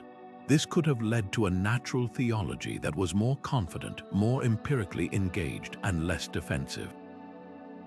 Imagine a history where the Church didn't see the rising sciences of Galileo and Newton as threats to its authority, but as partners in exploring a world shot through with divine intelligibility. The conflict between Darwinian evolution and religious belief, which still simmers today, might have been preemptively dissolved by a philosophical tradition that never saw a rigid barrier between the book of Scripture and the book of nature. Science could have been embraced as the study of God's creation, and religion could have flourished as the contemplation of its ultimate meaning, with both seen as complementary paths to truth. On a global scale, the accurate transmission of this idea could have fostered a profoundly different dialogue between East and West. Instead of European thinkers constructing a caricature of Arabic philosophy as irrational or mystical, a caricature that provided intellectual justification for colonialism, they would have recognized it as a sophisticated and complementary intellectual tradition. The exchange of ideas could have continued to flow both ways, creating a truly global renaissance built on mutual respect. The Enlightenment might have drawn not just on Greek and Roman classics, but also on the full richness of Islamic and Persian thought, leading to a modernity that was less arrogantly Eurocentric and more humbly cosmopolitan from the start. The very categories of Western science and Eastern spirituality are products of this historical divorce. In our alternate timeline, they might never have hardened into such oppositional stereotypes.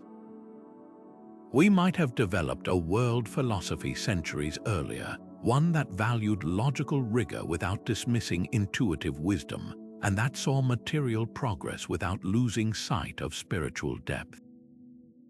This isn't merely nostalgic speculation. It opens up imaginative possibilities for our future.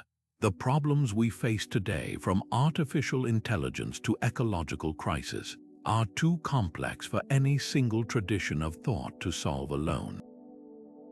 They demand the kind of integrated thinking that the concept of wahm exemplifies.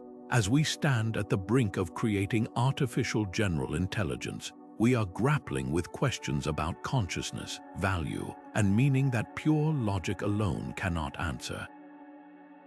The old, fractured models are failing us. The rediscovery of these alternative paths in our intellectual history is like finding a forgotten set of tools perfectly designed for the job we now face. It invites us to build a new synthesis, one that finally heals the divides between the sciences and the humanities, the empirical and the ethical, the technical and the human. By exploring what could have been, we aren't just lamenting a lost past. We are charting a course for a more holistic, inclusive, and effective intellectual future, proving that sometimes the way forward is to reclaim a wisdom that was lost in translation. Today, we stand on the brink of a new renaissance in translation, one powered not by solitary scholars in candlelit rooms, but by the vast, interconnected potential of the digital world. The same technological revolution that has reshaped every other aspect of our lives now offers us an unprecedented arsenal of tools to prevent the kind of catastrophic error that derailed Western thought in 1291. We are moving from an era of scarcity and isolation in scholarship to one of abundance and global collaboration, and the implications for preserving and transmitting knowledge are nothing short of revolutionary. At the heart of this shift are the digital humanities, a field that applies computational power to the deepest questions of human culture. Consider the power of corpus linguistics. Where a medieval translator had only a handful of manuscripts to consult, a modern scholar can use a digital corpus, a massive, searchable database containing thousands of texts from a specific period or tradition. With a few keystrokes, they can track the evolution of a word like wahm across centuries of Arabic philosophical writing, seeing every context in which it was used, every verb it was paired with, and every nuance of its meaning. This allows a translator to move beyond a simple dictionary definition and grasp the living, breathing usage of a term within its own intellectual ecosystem, dramatically reducing the chance of a clumsy or misleading substitution. Artificial intelligence is supercharging this process, acting as a powerful assistant that never tires.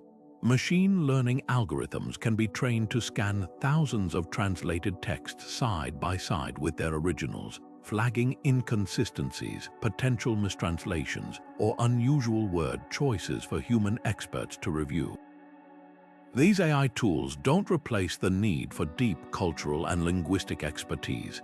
Instead, they amplify it, handling the tedious work of pattern recognition so that human scholars can focus on the subtle, interpretive decisions that only a trained mind can make. It's like having a team of indefatigable research assistants who can read in a dozen languages simultaneously, constantly cross-referencing and fact-checking across a global library. This digital infrastructure is being built on a foundation of open access, a philosophical commitment to breaking down the barriers that once kept knowledge locked away. Monumental projects like the Stanford Encyclopedia of Philosophy are creating living, peer-reviewed digital resources that are freely available to anyone with an internet connection, from a professor at Oxford to a curious student in Jakarta. Initiatives are underway to digitize fragile medieval manuscripts held in distant archives, making high-resolution images and transcriptions of original Arabic, Greek, and Latin texts available to a global community of scholars. This democratization of knowledge is the ultimate antidote to the isolation that doomed medieval Europe to centuries of error. It ensures that a questionable translation can be scrutinized by thousands of eyes from every cultural background, catching mistakes before they become canon. Yet for all its promise, this new digital frontier is not without its own perils and ethical dilemmas. The algorithms that power AI translation tools are only as unbiased as the data they are trained on. If we feed these systems primarily with texts from the Western canon, they will inevitably develop a Western bias, potentially perpetuating old stereotypes under the guise of objective, computational analysis. There is a real risk of creating new, digital forms of the very cultural divides we are trying to heal. Furthermore, the infrastructure required for this work, high-speed internet, powerful computers, access to expensive academic databases, is not distributed equally around the globe. Without conscious effort, the digital humanities could become a project of the global north, inadvertently creating a new intellectual hierarchy where some voices are amplified while others remain silent. Navigating this new landscape requires a renewed commitment to ethical collaboration. It means consciously building diverse datasets that include voices from marginalized traditions. It involves partnering with scholars and institutions in the global south to ensure the digital revolution doesn't simply replicate old colonial patterns under a new technological guise. The goal must be to use these powerful tools not for efficiency alone, but for genuine understanding, to build digital bridges that are wide enough for a true two-way exchange of ideas. The lesson from 1291 is that translation is never a neutral technical act. It is always a profound ethical responsibility. Our new digital tools give us the power to fulfill that responsibility with more care, more precision, and more humility than ever before, but only if we wield them with wisdom and a relentless commitment to building a more inclusive conversation across the centuries and across the world. This profound responsibility extends far beyond the simple mechanics of swapping words between languages. It sits at the delicate intersection of power, perception, and cultural legacy. A translator is never just a neutral conduit. They are an interpreter, a gatekeeper, and in many ways a co-author of the text for their new audience. Every single choice, from the selection of which texts get translated in the first place to the specific term used for a complex concept, carries an ethical weight. When the 13th century scholar chose opinio over a more nuanced phrase, he wasn't merely making a linguistic error, he was making an ethical one, a failure in his duty to represent the source culture with accuracy and respect. This act, however unintentional, demonstrates that the work of translation is never innocent. It can either build bridges of understanding or, as in this case, construct walls of misconception that take centuries to dismantle. The core of this ethical dilemma is a constant balancing act between two competing ideals: absolute fidelity to the source text and the need for accessibility for the target audience. A hyper-literal, word-for-word translation might be technically accurate, but could render the text utterly unreadable and incomprehensible, failing to convey the original spirit and meaning. On the other hand, a translation that is too loose and adaptive, prioritizing readability over precision, risks importing the translator's own biases and interpretations, effectively rewriting the original work. The medieval translator likely believed he was making the Arabic text more accessible to a Latin audience by choosing a familiar word like opinio. His sin was not a desire for clarity, but a lack of the rigorous cultural sensitivity needed to understand that wahm and opinio occupied entirely different philosophical universes. The ethical path requires walking this tightrope, striving for a translation that is both faithful to the original's nuance and genuinely meaningful to its new readers. This history makes a powerful case for radical transparency in translation practices. In an ideal process, translators would act more like thoughtful guides, openly acknowledging the tricky passages, the untranslatable concepts, and the difficult choices they faced. Imagine if that medieval manuscript had included a marginal note, a translator's gloss saying, "The Arabic term here is wahm, a concept for which we have no direct equivalent. It signifies a faculty of intuitive estimation." Such a humble admission of uncertainty would have been far more valuable than a confident error. It would have signaled to readers that they were encountering a cultural difference, inviting them to lean in with curiosity rather than judgment. This transparency builds trust with the audience and honors the complexity of the source material, treating it not as a puzzle to be solved by forcing it into familiar boxes, but as a unique window into a different way of seeing the world. Ultimately, the most robust ethical safeguard is collaboration. The solitary scholar in a scriptorium, no matter how brilliant, is inherently limited by their own perspective. The best modern translations, especially of sensitive or highly technical texts, are produced by teams that include not only linguistic experts, but also subject matter specialists from both the source and target cultures. A philosopher fluent in both Arabic and Latin would have instantly recognized the profound gap between wahm and opinio. Including voices from the culture of origin acts as a vital corrective, preventing the unconscious projection of one worldview onto another. This collaborative model transforms translation from a solitary act of interpretation into a communal dialogue, ensuring the final work is enriched by multiple perspectives and checked for cultural blind spots. In our modern, hyper-connected world, these ethical considerations are more urgent than ever. We are constantly navigating cross-cultural conversations, from international law and global business to social media and news reporting. The same principles apply: a commitment to accuracy, a respect for context, and a humility about the limitations of our own understanding. Ethical translation is therefore not a niche concern for academics. It is a foundational skill for global citizenship. It is about recognizing that our words have the power to define others, and with that power comes a profound responsibility to represent them fairly, accurately, and with the deep respect that every culture deserves. The mistranslation of a single Arabic word in 1291 stands as a powerful example, but it is far from an isolated incident.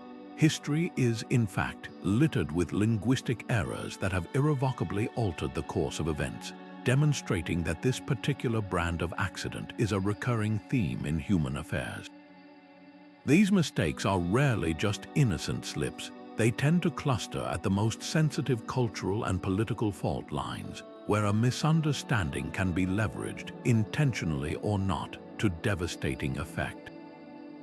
One of the most consequential examples stems from the colonial era, where the mistranslation of treaties became a primary tool for land dispossession.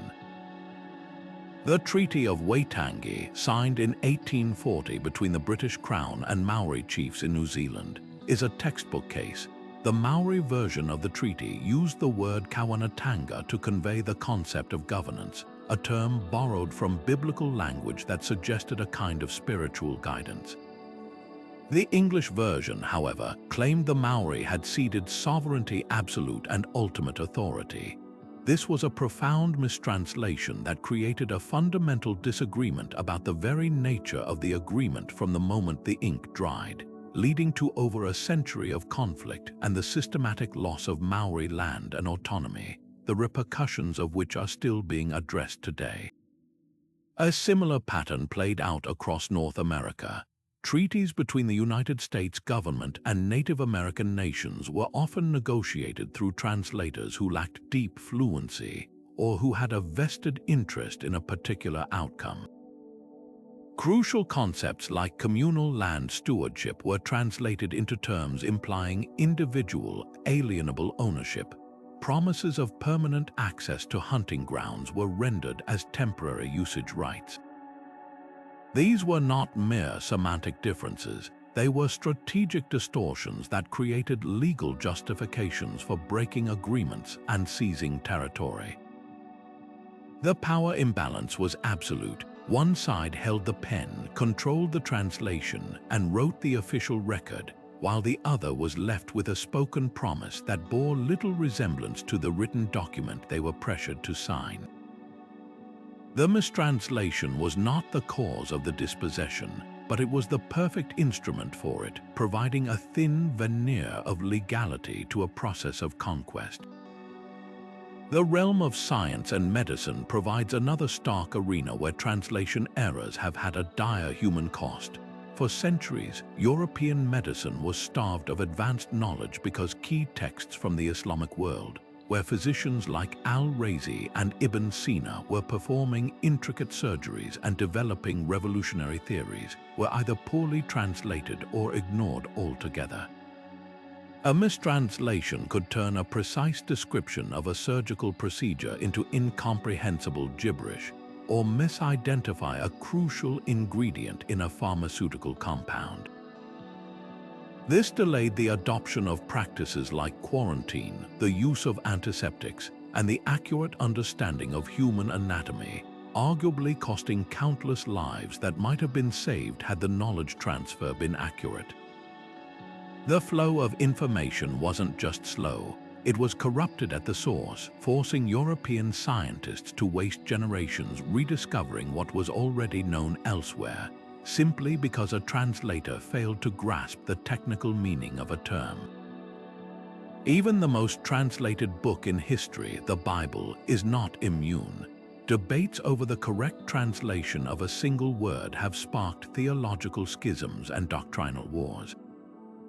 The interpretation of key Hebrew and Greek terms concerning the nature of the afterlife, the divinity of Christ, or concepts of sin and redemption have divided congregations for millennia. While often debated in good faith, these differences frequently stem from the inherent difficulty of moving complex theological ideas between languages, where a slight shift in connotation can tilt an entire belief system in a new direction. The ripple effects of these scriptural translation choices have shaped art, inspired social movements, and unfortunately, have also been used to justify persecution, proving that a disputed word can carry the weight of empires and the fate of souls. When we step back and examine these cases together, from Waitangi to wound care, a clear and troubling pattern emerges. Mistranslations are not random events. They are systemic failures that thrive in conditions of inequality and isolation.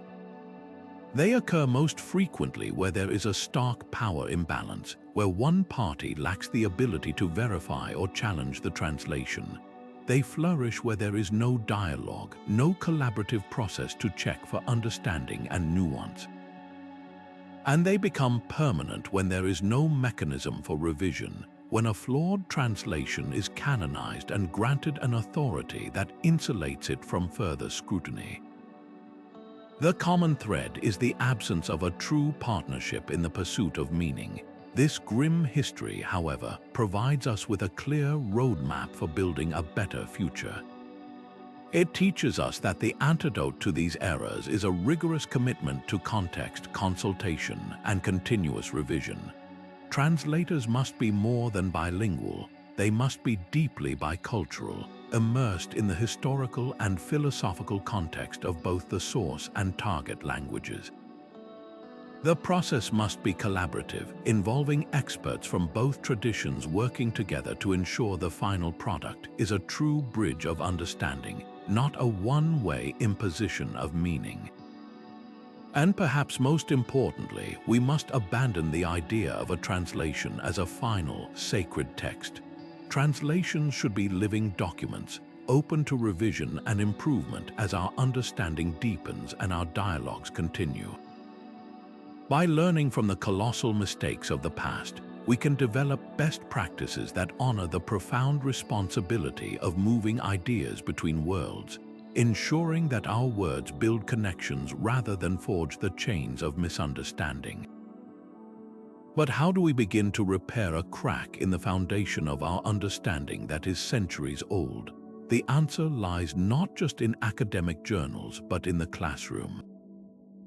Correcting a historical error of this magnitude requires a conscious and deliberate project of educational reform, a top-to-bottom reimagining of how we teach the story of ideas. This goes far beyond simply inserting a new paragraph into a textbook. It demands a fundamental shift in narrative. For generations, the standard curriculum has presented Western philosophy as a self-contained lineage, a straight line running from the Greeks to the Romans, perhaps pausing in the so-called Dark Ages, and then spectacularly bursting forth in the Renaissance and Enlightenment.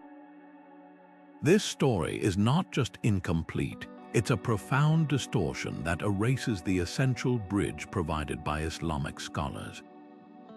Reforming education means actively integrating those retranslated texts and finally giving figures like Avicenna and Averroes their rightful place not as peripheral influences, but as central, indispensable contributors to the very core of the Western intellectual tradition. The practical work of this reform is immense and multifaceted. It starts with the textbooks themselves, which must be rewritten to reflect the collaborative, cross-cultural nature of intellectual history. This means moving away from chapters that isolate Islamic philosophy as a separate, exotic unit, and instead weaving its insights and debates directly into the main narrative of European thought. When students study Thomas Aquinas, they should simultaneously be reading the Arabic commentaries he was engaging with, understanding his work as part of a vibrant transnational dialogue. The next and perhaps more crucial step is teacher training. Educators cannot teach what they themselves were never taught. Professional development programs must equip history and philosophy teachers with this revised knowledge, providing them with the resources and confidence to present this more complex, accurate, and far more interesting story to their students. This is not about adding more content to an already crowded syllabus. It's about telling the same story more truthfully. The ultimate goal of these reforms extends far beyond historical accuracy. It is about cultivating a crucial mindset for the 21st century, intercultural competence. In a globalized world, the ability to understand different perspectives, to appreciate the validity of other knowledge systems, and to engage with other cultures without prejudice is no longer a soft skill. It is an essential tool for citizenship, diplomacy, and business. By teaching students that the very foundations of their own civilization were built through a process of exchange and collaboration with the Arab world, we dismantle the simplistic and harmful notion of a clash of civilizations. We replace it with a model of dialogue and mutual indebtedness. This prepares young people to navigate an interconnected world not with fear or a sense of superiority, but with curiosity, respect, and the intellectual flexibility to learn from others. Perhaps the most powerful lesson embedded in this story is a masterclass in intellectual humility. The tale of the 1291 Mistranslation is a perfect, gripping case study in the fallibility of knowledge. It shows students that even the most established facts can rest on errors, that authority can be mistaken, and that our understanding of the world is always provisional and subject to revision with new evidence. This is the absolute heart of critical thinking. It's not about teaching students what to think, but how to think, to question sources, to consider context, to look for biases, and to understand that knowledge is a process, not a possession. By making this single error a centerpiece of the curriculum, we transform a centuries-old mistake into a timeless lesson, encouraging a healthy skepticism towards all grand narratives and fostering the kind of open-minded, inquisitive spirit that drives true discovery. It teaches them that the pursuit of knowledge is a human endeavor, beautifully messy and endlessly corrigible. So where do we go from here? The painstaking work of correcting this ancient error does more than just rewrite a few paragraphs in the history book. It flings open a door to an entirely new way of doing philosophy itself. For centuries, the discipline in the West has often operated like a grand, but self-contained conversation, with European thinkers talking largely to each other, building on a canon they believed was self-generated. But now, with the rediscovery of this rich Arabic concept and the recognition of its mistranslation, we are handed an irresistible invitation to expand that conversation into a truly global dialogue. This isn't about replacing one tradition with another. It's about finally acknowledging that the big questions of existence have been pursued with brilliance and depth across countless cultures, and that the most powerful answers may lie in the synthesis of them all. Imagine a world philosophy not as a single, homogenized doctrine, but as a vibrant, polyphonic conversation where many different intellectual traditions bring their unique tools to the table. The Western tradition offers its formidable strengths in logical analysis and systematic argumentation. The Islamic philosophical tradition, now freed from the distortions of mistranslation, brings its profound insights into the integration of mind, body, and spirit, its sophisticated models of emanation and intuition. We can then bring in the analytical frameworks of Buddhist logic, the holistic approaches of African Ubuntu philosophy, the intricate systems of thought from India and China. Each of these is not a monolithic block, but a living, arguing, evolving tradition in its own right. The goal is not to smooth them into a bland consensus, but to allow them to challenge, complement, and fertilize one another, creating a new intellectual ecosystem that is far richer and more resilient than any single strand could ever be. This cross-pollination of ideas offers our best hope for tackling the monumental challenges that define our century. Take the ethical crisis of artificial intelligence. The Western framework often grapples with AI through a lens of rights, autonomy, and the potential for consciousness questions born from a Cartesian view of the mind as a separate, thinking thing. But what if we also applied the concept of wahm? This could lead us to ask not just can it think, but can it intuitively understand? Can it develop a genuinely embodied sense of care or responsibility? This shifts the debate from creating a cold, logical intellect to fostering a more integrated, contextual form of machine wisdom, which might be the only kind we can truly trust. Similarly, the global threat of climate change demands more than just technological fixes. It requires a fundamental shift in our metaphysical understanding of humanity's place within nature, not as separate masters but as interconnected participants. Here, the insights of indigenous philosophies and the holistic world you recovered from a proper reading of Arabic natural philosophy, could provide the ethical and spiritual foundation for a more sustainable relationship with our planet. The legacy of this one mistranslation, therefore, transforms from a story of loss into a powerful catalyst for a more honest and inclusive intellectual future. It serves as a permanent reminder that our current knowledge is always provisional, that it is built on a foundation that may have hidden cracks, and that wisdom can come from the most unexpected places. It calls us to approach other traditions not with a sense of conquest or mere curiosity, but with genuine humility and a willingness to be transformed by what we find. The project ahead is immense. It requires retraining scholars, reforming curricula, and rebuilding the very infrastructure of how we share knowledge across languages. But it is also the most exciting development in philosophy in centuries.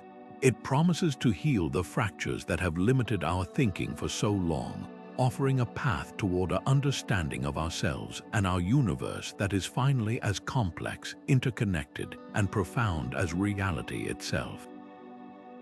The story of this single mistranslated word is far more than a historical curiosity.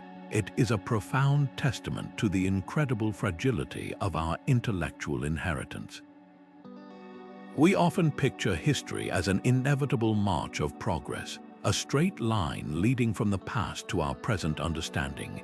But this tale reveals a different reality, one where the entire trajectory of Western civilization was nudged onto a different path by something as simple and human as a scribble error.